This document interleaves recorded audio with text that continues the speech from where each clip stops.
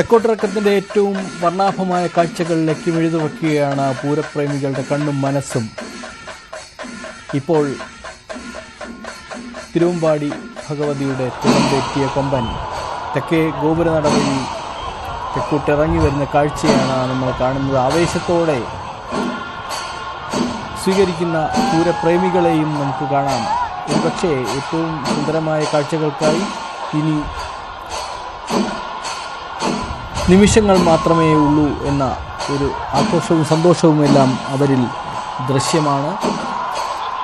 ആലവട്ടങ്ങളും വെഞ്ചാമരങ്ങൾക്കൊപ്പം ഏറ്റവും സുന്ദരമായ വർണ്ണക്കുടകളും ഒരുങ്ങിക്കഴിഞ്ഞ ഈ നിമിഷങ്ങളിൽ 15 ഗജവീരന്മാർ തെക്കേ ഗോപുരനട വഴി ഇറങ്ങി വരുന്ന ലോകത്തിലെ ഏറ്റവും സുന്ദരമായ കാഴ്ചകളിലൊന്നാണ് നമ്മൾ കണ്ടുകൊണ്ടിരിക്കുന്നത്.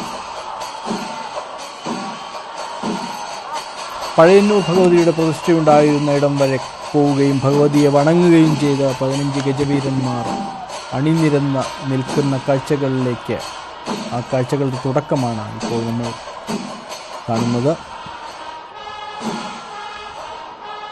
ഓരോ വർഷവും കണ്ട് കൊതി തീരാത്ത കുടമാറ്റത്തിൻ്റെ വർണ്ണക്കാഴ്ചകളിലേക്ക് മിഴി തുറക്കാൻ കാത്തിരിക്കുന്നു സഹൃദയ ലോകം എന്നാണ് അവർ നെഞ്ചിടിപ്പോടെ, അല്ലെങ്കിൽ ഏറ്റവും സുന്ദരമായ ഹൃദയ ആവേശത്തോടെ കാത്തിരിക്കുകയാണ്.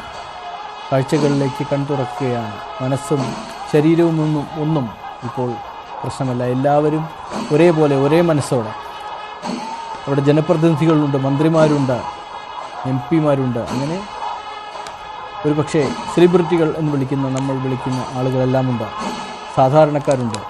എല്ലാവരും സാധാരണക്കാരാകുന്ന, എല്ലാവരും പൂരപ്രേമികളാകുന്ന, എല്ലാവരും ഒരേ മനസ്സോടെ ഒരേ കാഴ്ചകളിലേക്ക് മതിമറന്നു നിൽക്കുന്ന നിമിഷങ്ങളാണ് ഇപ്പോൾ. പൂരത്തിൽ രാജാവും പ്രജയുമൊന്നുമില്ല എന്ന വർഷങ്ങളുടെ ചരിത്രം തൃശ്ശൂർ പൂരത്തിന് ഉണ്ട് എന്ന് നമ്മൾ ഓർക്കണം. എല്ലാവരും ഒന്നുചേർന്ന് ഒരേ മനസ്സോടെ ആ കാഴ്ചകൾ കാണുകയാണ്. അനേകം കലാകാരന്മാരുടെ ഒരു വർഷം നീണ്ട സബരിയുടെ ഫലമാണ് ഇതെന്ന് കൂടി നമ്മൾ ഓർക്കുന്നു. ഈ സമയം വർണ്ണക്കുടകൾ തയ്യാറാക്കിയവർ, വെഞ്ചാമരങ്ങൾ, ആലവട്ടങ്ങളെല്ലാം തയ്യാറാക്കിയവർ, അവർ ഓരോ വർഷവും പൂരം തീരുമ്പോൾ അടുത്ത പൂരം വരെ പുതിയ പുതുമകൾ കണ്ടെത്താനുള്ള ശ്രമങ്ങളിലാണ്.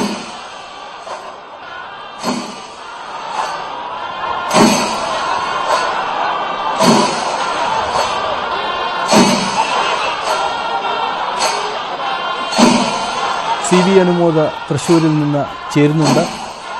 പൂരലഹരിയിലാണ് നമ്മുടെ പ്രതിനിധികളായ അനുമോദും ശ്രീജിത്തും. അനുമോദുണ്ട്. അനുമോദ്, കേൾക്കാമോ?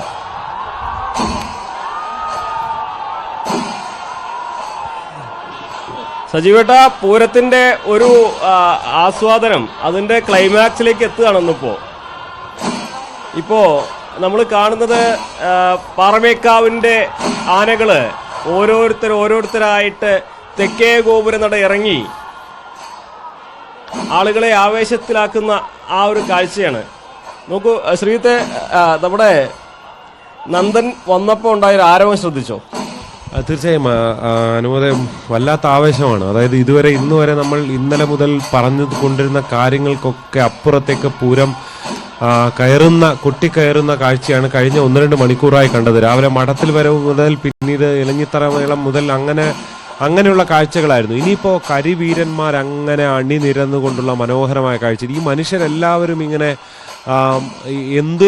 അതായത് നീളം കുറഞ്ഞവരും നീളമുള്ളവരും ഒക്കെ ഉണ്ടല്ലോ, ഈ കാഴ്ച കണ്ടില്ലേ? അവരിങ്ങനെ എത്തി വലിഞ്ഞുകൊണ്ട് എങ്ങനെയെങ്കിലും ഈ തങ്ങളുടെ പ്രിയപ്പെട്ട കരിവീരന്മാരെ ഈ മനോഹരമായ കാഴ്ച, ഒരുപക്ഷെ ഇതൊരു അത്ഭുതമല്ലേ? കാരണം ഇങ്ങനെ ഒരു ഭൂമിശാസ്ത്രപരമായി കിടക്കുന്ന ഒരു ക്ഷേത്രം ഒരു ഇറക്കത്തിലേക്കാണ്, വളരെ ഒരു കുന്നിൻ്റെ മുകളിലാണ് വടക്കുന്നാഥൻ ഇരിക്കുന്നത്. അവിടെ നിന്ന് ഒരു ഇറക്കമാണ്. അങ്ങനെയുള്ള അതിൻ്റെ ഒരു തെക്കേ ഗോപുര നടയിൽ നിന്നുള്ള ഒരു ഇറക്കത്തിൻ്റെ കാഴ്ചയാണ്. ആ പാറമേക്കാവ് ഇറങ്ങി വരുന്നത് എന്തൊരു മനോഹരമാണല്ലോ അനുഭവം.